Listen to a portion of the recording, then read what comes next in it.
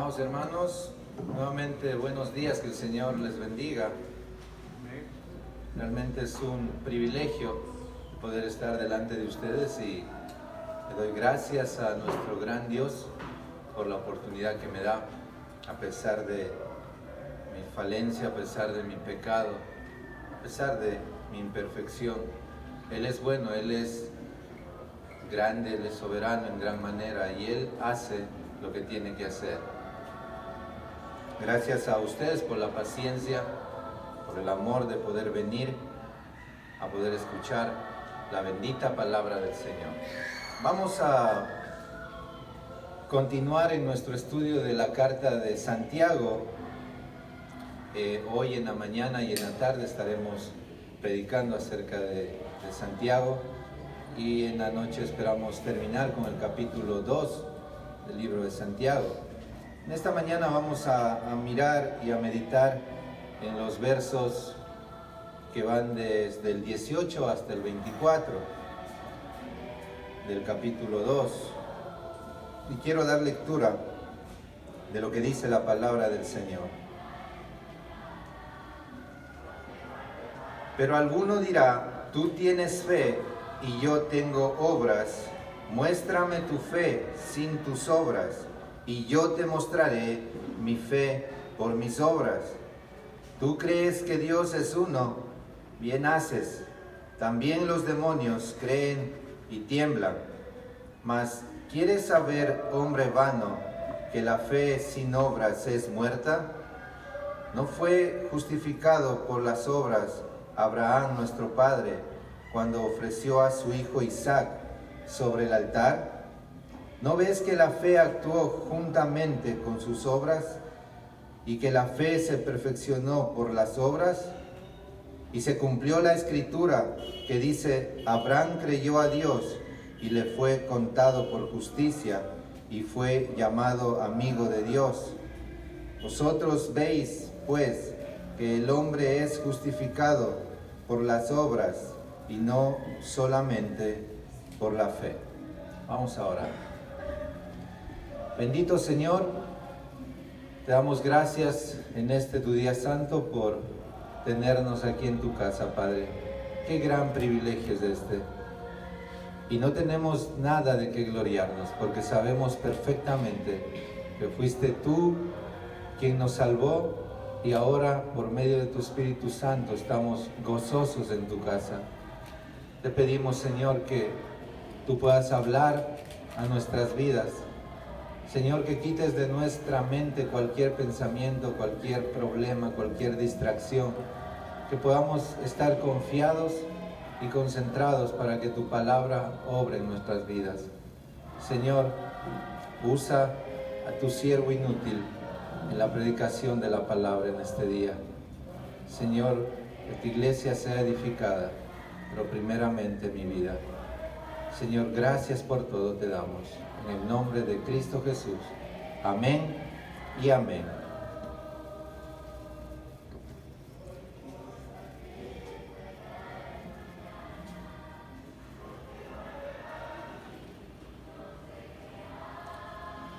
A los que dicen que son fieles a Dios, pero no hacen lo bueno, yo les podría decir: tú dices que eres fiel a Dios y yo hago lo que es bueno.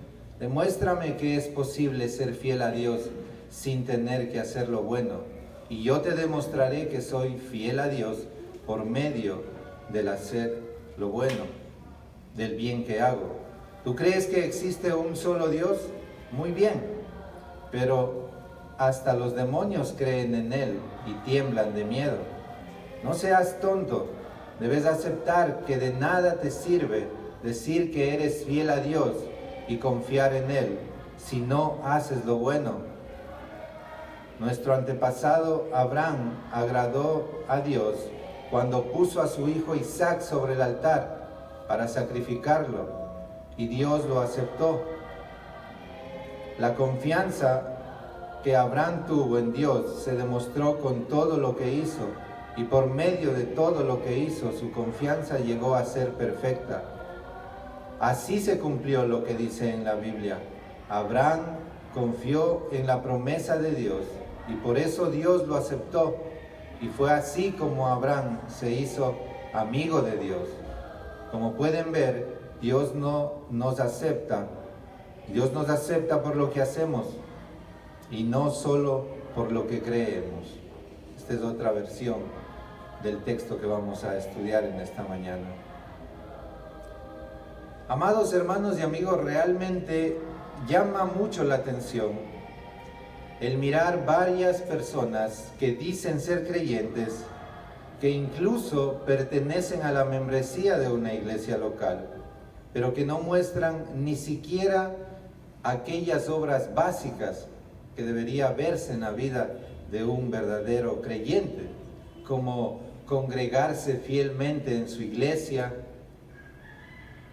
como el poder ya tener el deseo de involucrarse en la obra del Señor, estar dispuesto a servir en su iglesia, preocuparse por los demás hermanos de su iglesia, tener una necesidad ardiente de ser discipulado, de ser enseñado.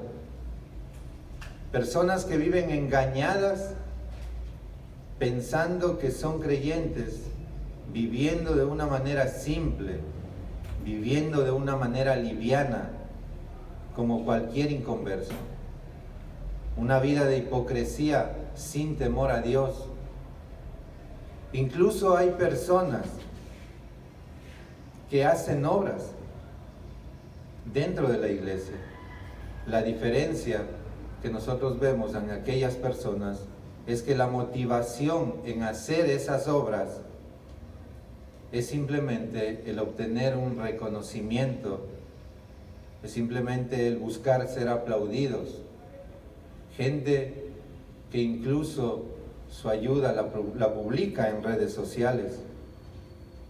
Por el contrario, un verdadero hijo de Dios hace obras para que Cristo sea el único glorificado en todo. Miren lo que dice Hebreos 13, versículos 20 al 21. Y el Dios de paz, que resucitó de los muertos a nuestro Señor Jesucristo, el gran pastor de las ovejas, por la sangre del pacto eterno, os haga aptos en toda obra buena, para que hagáis su voluntad, haciendo Él en vosotros lo que es agradable delante de Él, por Jesucristo, al cual sea la gloria por los siglos de los siglos. Amén.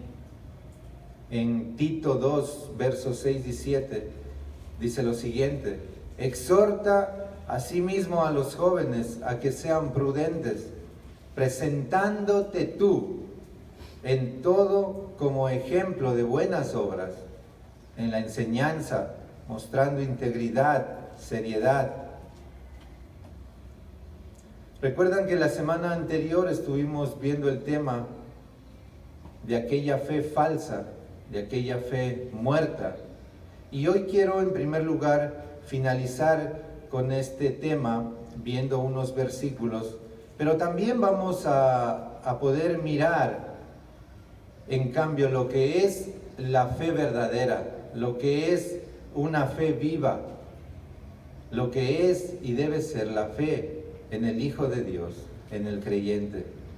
Y es por eso que este mensaje lo he titulado La fe verdadera.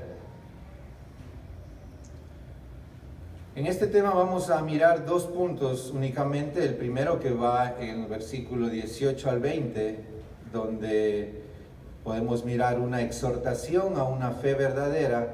Y el punto número 2, que va desde los versos 21 al 24, en donde vamos a mirar una fe verdadera mostrada en Abraham. Vamos a desarrollar entonces el tema, mis amados hermanos. Punto 1, exhortación a una fe verdadera, versos 18 al 20. En una de las versiones que estaba estudiando dice lo siguiente: pero alguno dirá, tú tienes fe y yo tengo obras. Muéstrame tu fe sin las obras y yo te mostraré mi fe por lo que hago. ¿Tú crees que hay un solo Dios? Haces bien. hasta los demonios lo creen y tiemblan. Hombre necio, ¿quieres evidencia de que la fe sin obras es estéril? La fe real se manifiesta, se prueba, la fe real se evidencia y es vista por los demás en la vida de las personas que Cristo ha salvado en algún momento.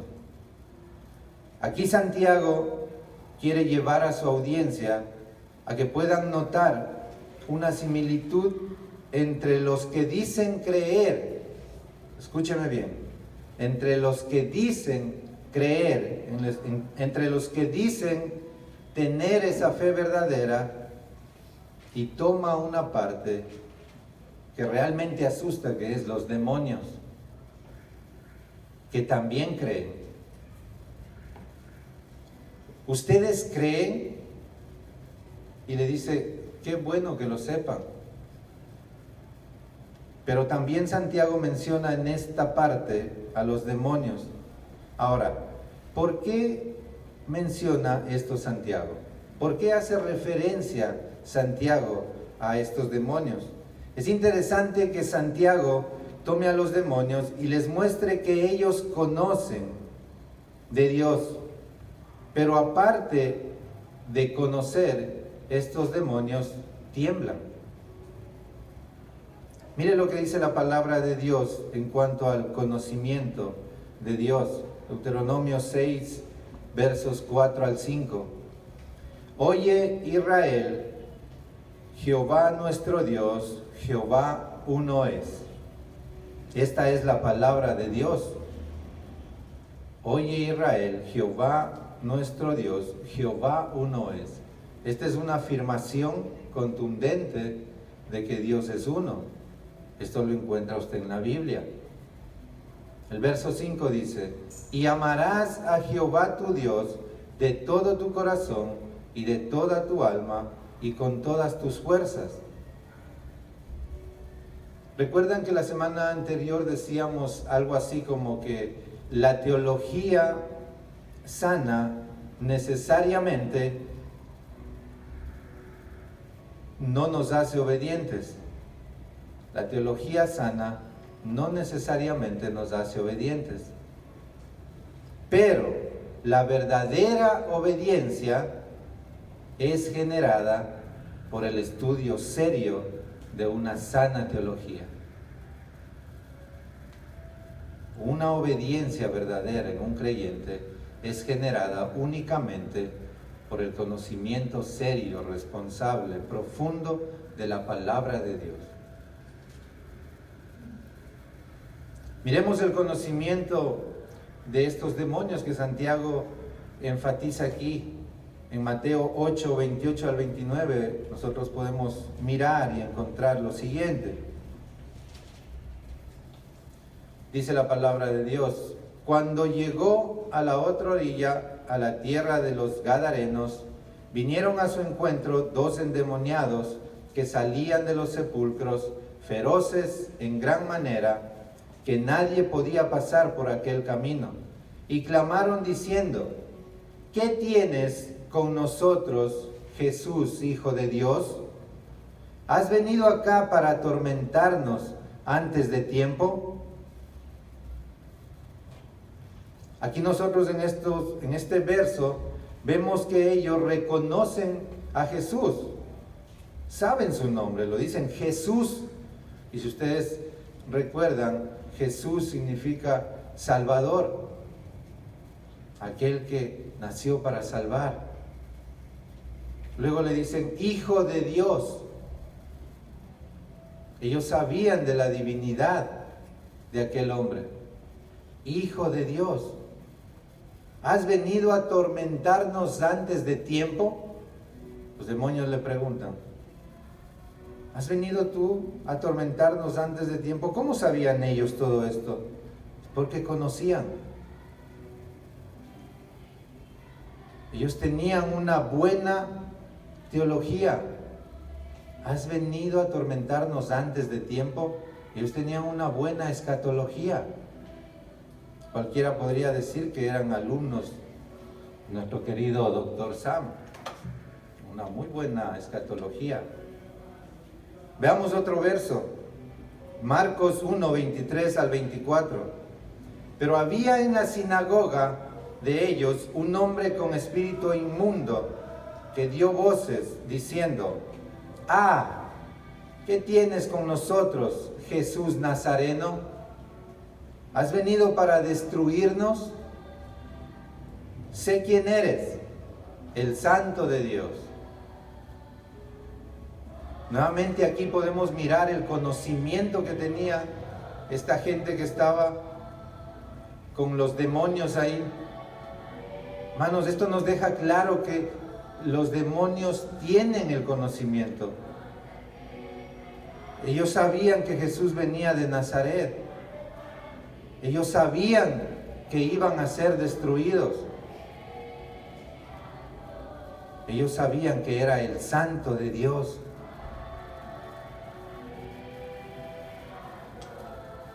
¿Quieren más contundentes versos de respaldo para esto? Vamos a mirar en Hechos 19, 13 al 15. Dice lo siguiente: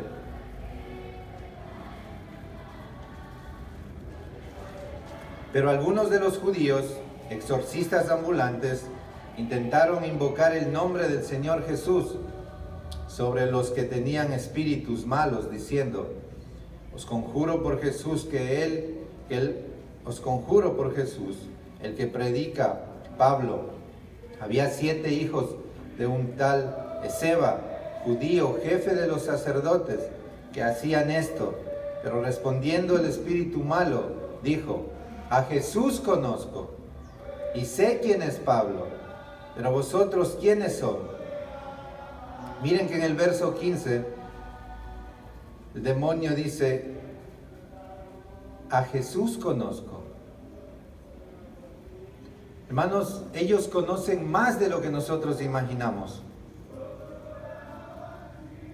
Pero la diferencia de aquellos es que en todo el conocimiento que puedan tener, detestan a Dios. Conocen tanto de Dios, pero al mismo tiempo detestan, aborrecen, odian a Dios. No sé si algún momento se toparon con gente que tienen un gran interés por conocer la palabra de Dios, que toman el tiempo, meses y años para estudiar la palabra de Dios y dicen ser ateos. Yo conozco a algunos de ellos que simplemente estudian para saber, estudian para poder debatir, para poder conversar, pero estudiar es muy diferente a creer.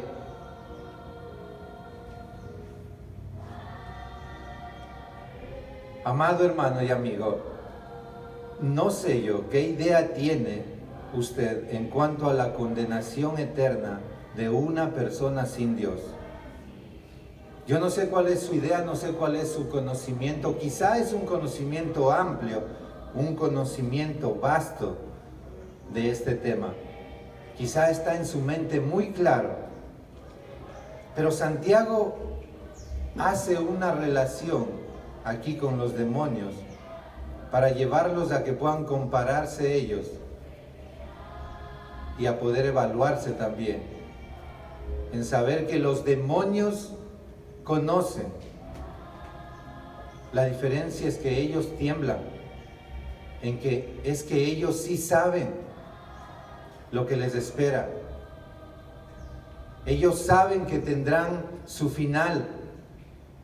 Ellos saben que ya están condenados. Hermano, si usted se pone a analizar y a comparar su vida espiritual, su vida como creyente, ¿cómo está su conocimiento? ¿Cómo está su teología? Y algunos estarán pensando: sí, tengo una teología buena, conozco, he leído muchos libros, muchos autores, muchos comentaristas, tengo una buena teología. Esa teología lo lleva a usted a temblar? ¿Esa teología lo lleva a ser obediente?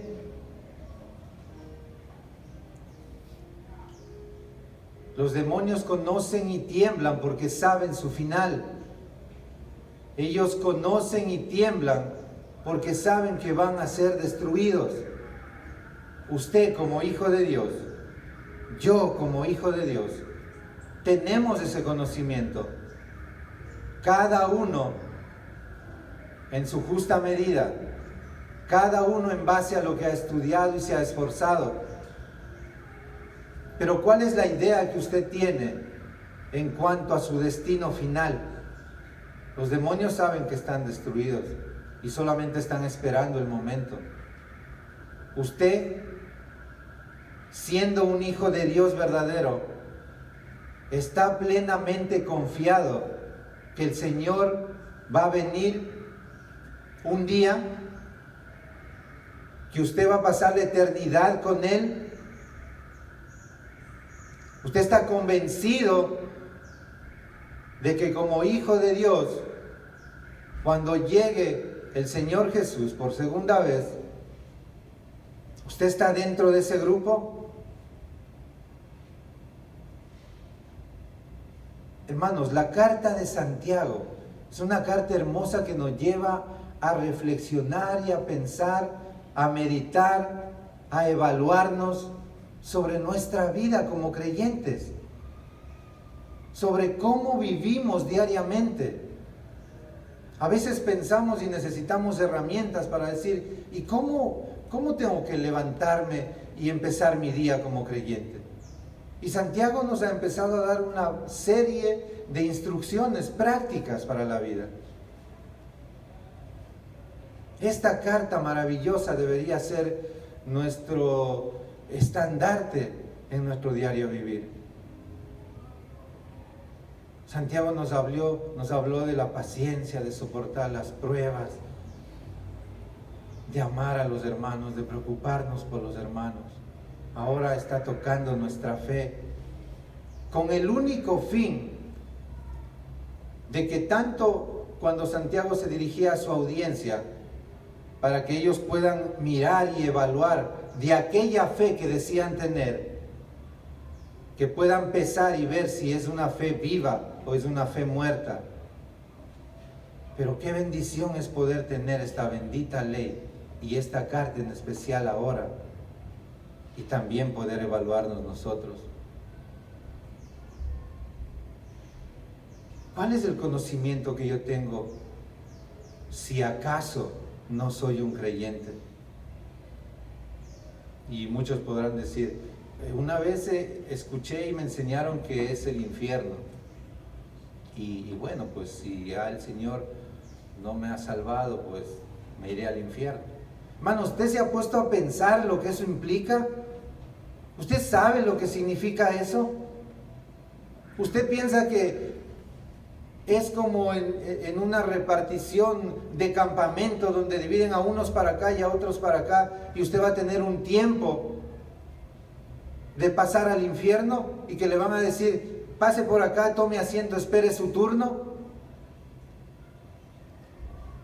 Qué tremendo, hermano. Los demonios tiemblan y el creyente se goza porque sabe que irá a la presencia de su Señor. Pero aquellos que dicen ser creyentes, es lamentable porque tienen un entendimiento de verdades eternas, de castigos eternos, que son seguros, porque tenemos un Dios que no miente, un Dios que es justo. Y cuando usted esté allá, y hay una prueba de eso en la palabra de Dios, usted va a querer desesperadamente arrepentirse y clamar porque el Señor lo salve, y ya no habrá oportunidad. Ya no, hermano. Esto no es pasar y esperar a que le llegue su juicio. Esto es pasar y ser atormentado por la eternidad, sin descanso, sin tiempos libres. atormentado por su eternidad. Esto no es fábula, hermanos. Los demonios con su conocimiento temblaban y tiemblan. Qué triste para ellos, porque ya no tienen esperanza. Usted, si no es creyente o piensa que es creyente, tiene oportunidad todavía.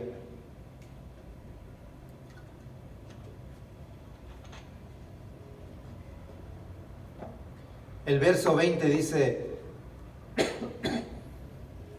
mas ¿quieres saber, hombre vano, que la fe sin obras es muerta, estéril, sin fruto? Otra versión dice: hombre necio, hombre necio. ¿Quieres evidencia de que la fe sin obras es estéril? Hombre vano es un hombre necio. Un hombre necio es un hombre tonto. Mateo 7:19 dice lo siguiente: todo árbol que no da buen fruto es cortado y es echado en el fuego. Y por esto ahora Santiago va a dar ejemplos de lo que es una fe verdadera. Esto nos lleva a nuestro segundo punto, en donde vamos a mirar una fe verdadera mostrada en Abraham. Abraham es conocido como el padre de la fe. Vamos a mirar lo que dice desde el verso 21 al 24. ¿No fue justificado por las obras Abraham nuestro padre? Aquí Santiago empieza a este hombre necio a darle un ejemplo de lo que... Mira lo que es la fe verdadera. Ponga atención. ¿No fue justificado por las obras Abraham nuestro padre cuando ofreció a su hijo Isaac sobre el altar?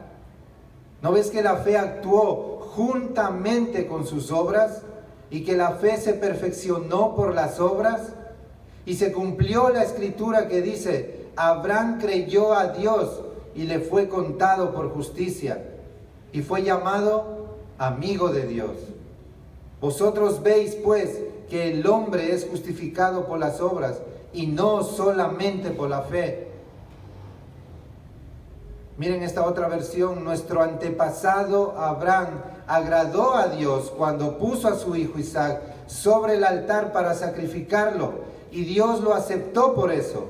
La confianza que Abraham tuvo en Dios se demostró con todo lo que hizo, y por medio de todo lo que hizo, su confianza llegó a ser perfecta. Así se cumplió lo que dice en la Biblia: Abraham confió en la promesa de Dios y por eso Dios lo aceptó. Fue así como Abraham se hizo amigo de Dios. Como pueden ver, Dios nos acepta por lo que hacemos y no solo por lo que creemos. Vamos a mirar estas dos preguntas que Santiago hace en esta parte de su texto a la audiencia. Para ello miremos un poco del contexto de esta muestra de fe viva de Abraham. Dice en Génesis 22, versos del 1 al 6, lo siguiente: aconteció después de estas cosas que probó Dios a Abraham y le dijo: Abraham. Y él respondió: heme aquí. Y dijo: toma ahora a tu hijo, tu único, Isaac, a quien amas, y vete a la tierra de Moriab, y ofrécelo allí en holocausto, sobre uno de los montes que yo te diré. Y Abraham se levantó muy de mañana y enalbardó su asno, y tomó consigo 2 siervos suyos y a Isaac su hijo, y cortó leña para el holocausto, y se levantó y fue al lugar que Dios le dijo. Al tercer día alzó Abraham sus ojos y vio el lugar de lejos. Entonces dijo Abraham a sus siervos: pongan atención en esto, esperad aquí con el asno, y yo y el muchacho iremos hasta allí y adoraremos y volveremos a vosotros. Y tomó Abraham la leña del holocausto y la puso sobre Isaac su hijo, y él tomó en su mano el fuego y el cuchillo, y fueron ambos juntos. Aquí hay una orden específica de parte de Dios. La orden era que Abraham tenía que sacrificar a su hijo en holocausto, y esto implicaba degollar a su hijo y quemarlo. Eso era el holocausto. Póngase usted en el calzado de Abraham. Hermano, tome su hijo y ofrézcalo en holocausto. O sea, dególlelo y quémelo. Tremendo, ¿no? Y vemos cómo en estos versos Abraham recibe una orden, Abraham obedece esa orden y sube con Isaac. Pero hay algo interesante que Abraham dice, y ahí es donde empieza a resaltar la fe verdadera, la fe de Abraham. Él dice, cuando llega y mira el monte, les dice a sus siervos: nosotros iremos, nosotros adoraremos, él y su hijo, y nosotros volveremos, él y su hijo. Usted puede mirar la fe de Abraham. Él sabía, él estaba listo para ir y cumplir con esa orden de Dios, pero él no sabía cómo, cuando todo esto pasara, él iba a volver con su hijo. ¿Por qué Abraham tenía esta fe? Miren lo que dice en Hebreos 11:19. Pensando que Dios es poderoso para levantar aún de entre los muertos, de donde en sentido figurado también le volvió a recibir. Génesis 15:6 dice: y creyó a Jehová y le fue contado por justicia. Abraham no sabía cómo iba a resultar esta escena. Él estaba listo para obedecer la orden hasta el final. Y es por eso que sin vacilar él hizo todo lo que Dios le pidió. Todo lo que Dios le pidió. Y cuando él iba a matar a su hijo, recibe una voz desde lo alto y le dice, parafraseando: Abraham, espérate, no lo hagas. No lo hagas. Has visto ya y he visto tu fe. Ahora, dice en este verso 6, en Génesis 15, y creyó a Jehová y le fue contado por justicia. Ahora, hermanos, no es que por la obediencia que hizo y que tuvo Abraham en llevar a su hijo y en cumplir todo lo que el Señor le hizo, le dijo que hiciese, el Señor ahí lo justificó a Abraham. No. Sino que todo lo que Abraham hizo era el resultado de lo que el Señor ya había hecho antes en la vida de Abraham. Esa era la muestra, esa era la obra que Abraham estaba evidenciando en su vida. Esa es la fe viva que un hijo de Dios tiene cuando ha sido rescatado verdaderamente. Yo no sé cómo, pero yo tengo que obedecer a mi Señor. Él me prometió una descendencia que no iba a poder ni contar, y ahora me pide que mate a mi hijo. Y Abraham ni siquiera dudó. Él sabía que eso se iba a cumplir. Esa es una fe viva. Esa es la fe que un creyente debe imitar. Y por eso les decía que es una bendición que nosotros podamos tener ahora la palabra de Dios completa y con estos ejemplos de fe de hombres comunes y corrientes que le creyeron a Dios, que fueron obedientes a Dios y que pudieron evidenciar su fe en aquel Dios que lo salvó un día.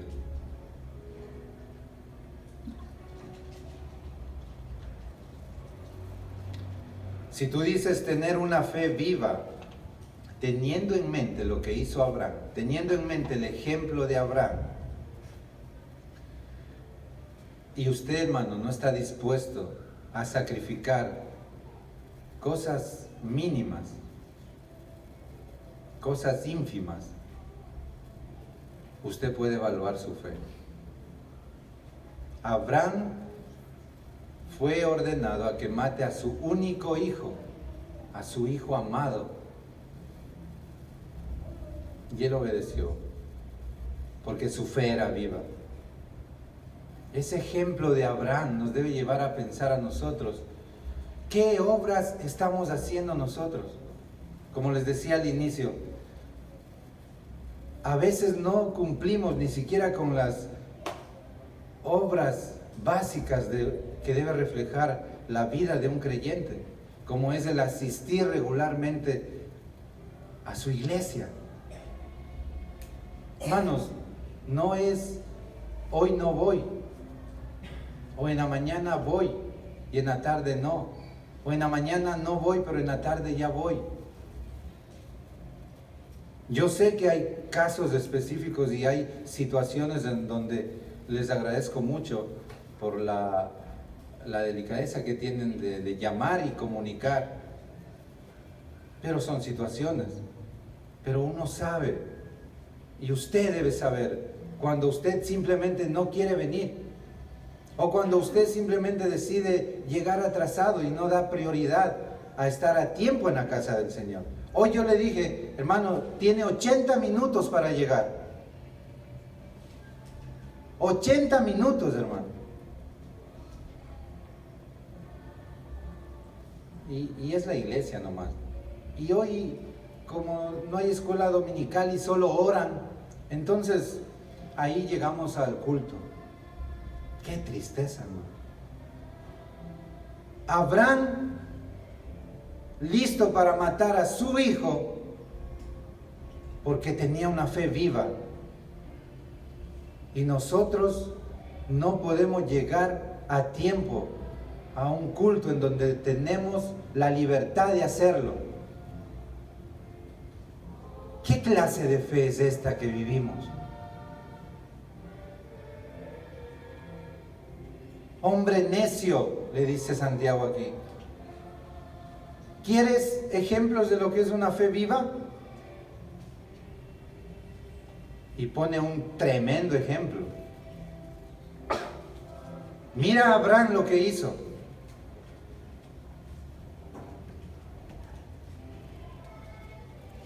¿Y tú?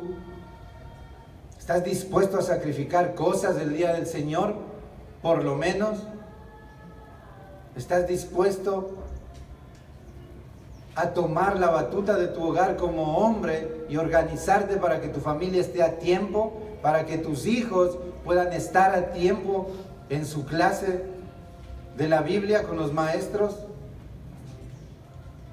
¿Qué clase de fe tienes?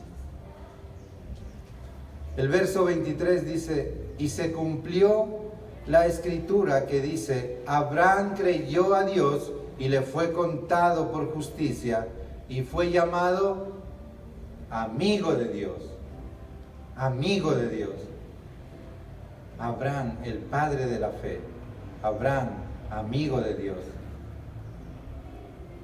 Y era un hombre, hermanos. Y era un hombre. Y usted podrá decirme, no, es que era Abraham. Era un hombre común y corriente, salvado por el Dios que a usted y que a mí me salvó también. Un hombre que tiene el mismo Espíritu, que tuvo el mismo Espíritu Santo que el que ahora usted y yo tenemos por la gracia del Señor, con el mismo poder. Siempre recuerdo esto que un día predicó nuestro hermano Germán. Ese poder que nosotros como creyentes tenemos es el mismo que levantó a nuestro Señor Jesucristo de la tumba. Tristemente no entendemos, no lo usamos. Y se cumplió la escritura que dice: Abraham creyó a Dios y le fue contado por justicia y fue llamado amigo de Dios.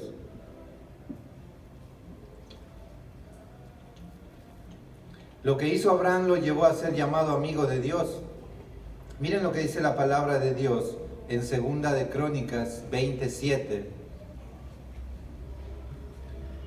Aquí es en el contexto cuando Josafat se encontraba orando a Dios por la victoria que les había concedido sobre Moab y Amón. Y dice lo siguiente en el verso 7. Dios nuestro, refiriéndose y haciendo alusión a Abraham: ¿no echaste tú los moradores de esta tierra delante de tu pueblo Israel y la diste a la descendencia de Abraham, tu amigo, para siempre? Miren cómo se lo reconoce aquí a Abraham, como amigo de Dios, pero amigo de Dios para siempre. Isaías 41:8 también hace referencia a esto. Pero tú, Israel, siervo mío eres, tú, Jacob, a quien yo escogí, descendencia de Abraham, mi amigo. Abraham se convirtió en el amigo de Dios. Usted, el momento que es rescatado por el Señor Jesucristo, pasa a ser amigo de Dios.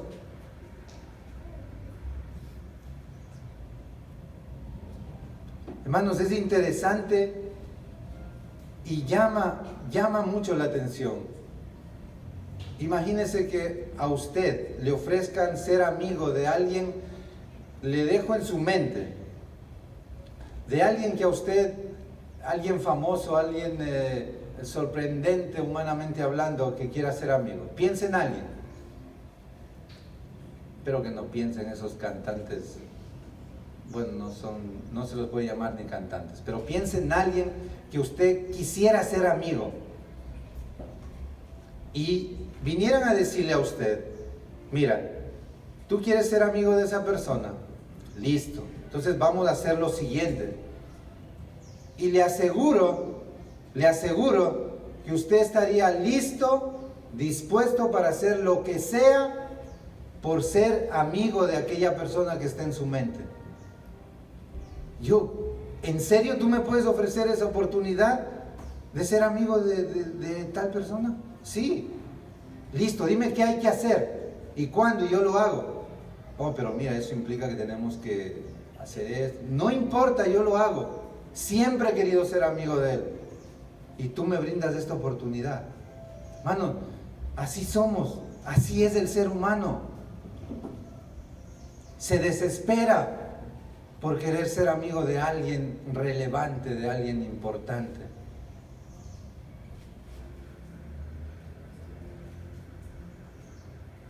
Imagínese, no piense si quiere en su presidente de la República, pero imagínese que le invitan a ser el mejor amigo del presidente de la República. Wow, uno hiciera algo. ¿Cuándo es y dónde hay que ir y qué hay que hacer?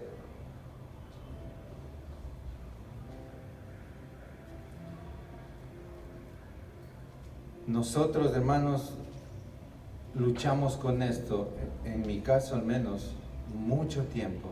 El Señor tuvo misericordia mucho tiempo.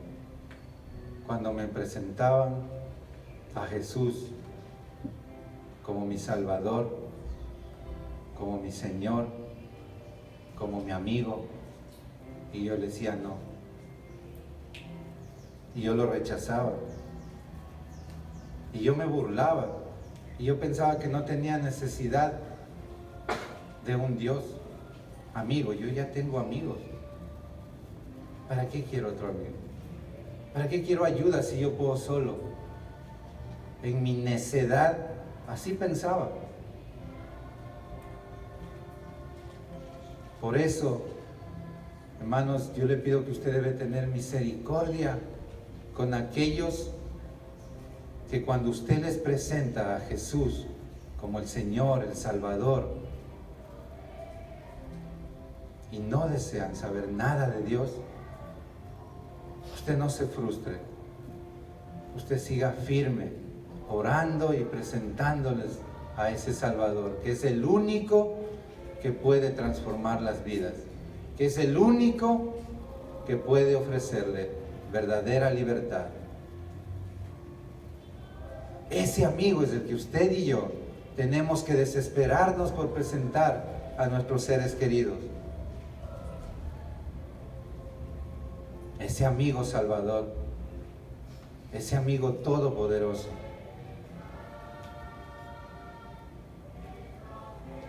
El verso 24 dice: vosotros veis pues que el hombre es justificado por las obras y no solamente por la fe. Y en otra versión dice: ya veis que la persona es justificada por lo que hace y no solo por la fe. Ustedes ahora ven claramente que el hombre es justificado por las obras de una fe verdadera que salva. La fe no puede verse si no es a través de las obras. Usted puede ver mi fe y muchos me dirán no. ¿Yo puedo ver su fe? No. Pero si hacemos esta pregunta, ¿usted puede ver mis obras? ¿Yo puedo ver sus obras? Muchos dirán sí.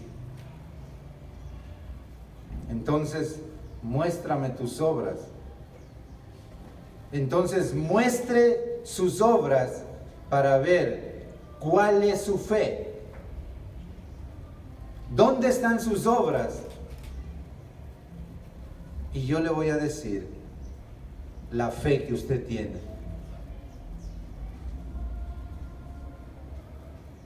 Hebreos 13, 20, 21 dice lo siguiente: y el Dios de paz, que resucitó de los muertos a nuestro Señor Jesucristo, el gran pastor de las ovejas, por la sangre del pacto eterno, os haga aptos en toda buena obra, para que hagáis su voluntad, haciendo Él en vosotros lo que es agradable delante de Él por Jesucristo, al cual sea la gloria por los siglos de los siglos. Amén. Efesios 2:10 dice, hablando de los creyentes: porque somos hechura suya, porque Él nos salvó, porque Él tuvo misericordia, porque Él nos dio una nueva vida, creados en Cristo Jesús para buenas obras, las cuales Dios preparó de antemano para que anduviésemos en ellas. Hermanos, Santiago concluye esta parte luego del ejemplo de Abraham diciendo: pueden ver que cualquiera que confiese su fe en lo que hizo Cristo en su vida, esta persona necesariamente tiene que evidenciar a lo largo de su vida las obras, las cuales Cristo preparó de antemano para que anduviésemos en ellas. Hermanos, hay fe viva y hay fe muerta. No hay una fe intermedia. Mi deseo no es desanimarlo hoy y decirle: hermano, usted no es creyente. Mi deseo es exhortarlo, ayudarlo, motivarlo, retarlo, a que si usted ha nacido verdaderamente, usted va a salir y va a empezar a aplicar lo que la palabra de Dios le dice. Pero también a aquellos que no han sido salvados y no entienden quizá de qué estamos hablando, lo único que usted debe saber en esta mañana es que necesita un Salvador. Es que usted necesita entender su condición de pecado ante ese Dios todopoderoso, ante ese Dios que juzgará un día, ante ese juicio que nadie escapará. Usted necesita reconocer y humillarse y despojarse de su yo y venir a Cristo desesperadamente pidiendo que lo salve. Para que entonces las obras que quizás usted hoy haga, que pueden ser obras de caridad y no de misericordia, y no obras que glorifiquen a Dios, se conviertan en aquello. Obras preparadas por Cristo para sus hijos.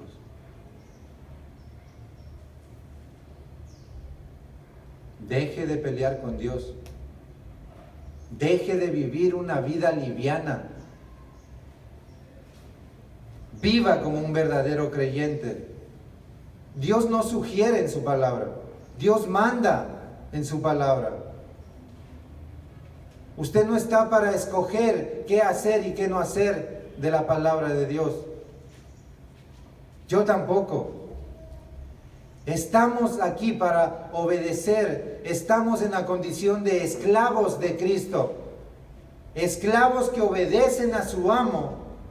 Esclavos que están dispuestos a hacer lo que Él mande, pero de una manera deleitosa, porque ya no somos esclavos del pecado. Un esclavo deleitoso es aquel que dice: Señor, aquí estoy, ¿qué hay que hacer? Dime y yo lo hago. Heme aquí. Y el Señor nos dice a través de su palabra: no dejaos de congregar, como algunos tienen por costumbre.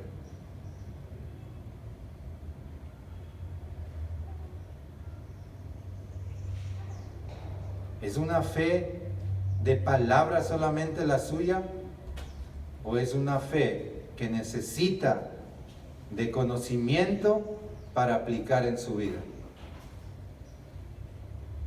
Si nota que yo no lo desanimo, o no lo estoy diciendo que no es creyente, sino que en amor lo exhorto a que medite sobre su fe.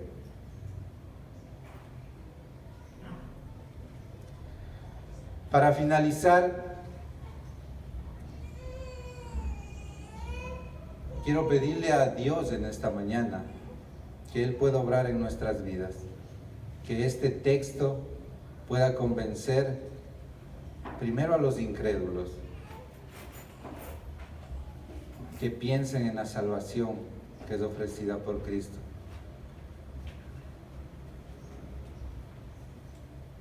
Si miramos nuestra salvación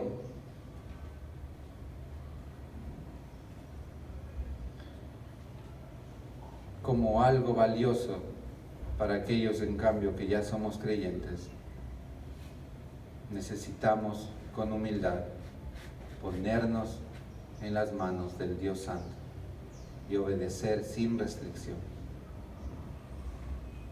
Si usted es un creyente,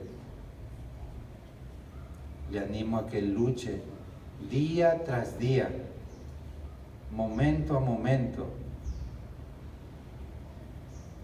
con esas órdenes que encuentra en la palabra de Dios, que a veces se hacen difíciles humanamente de cumplirlas. Muestre su esclavitud en Cristo como un amigo deleitoso de su Señor.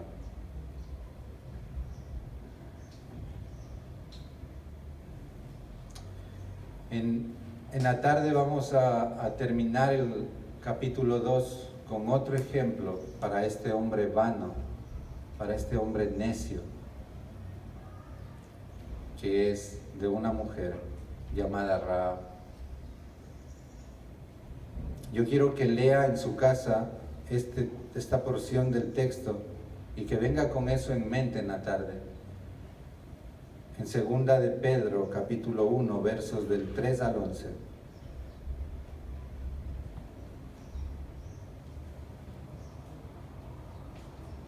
Segunda de Pedro, capítulo 1, versos del 3 al 11.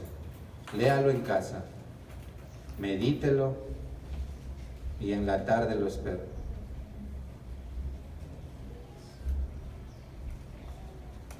Y si no viene en la tarde, ya tiene el texto para leer.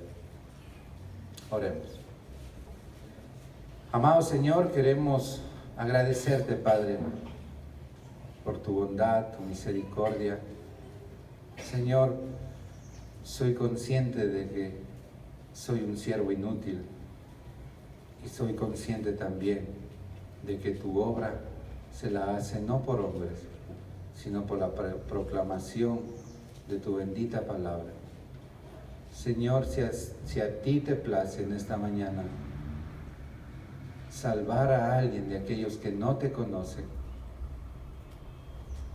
Padre, nosotros nos gozamos por aquello.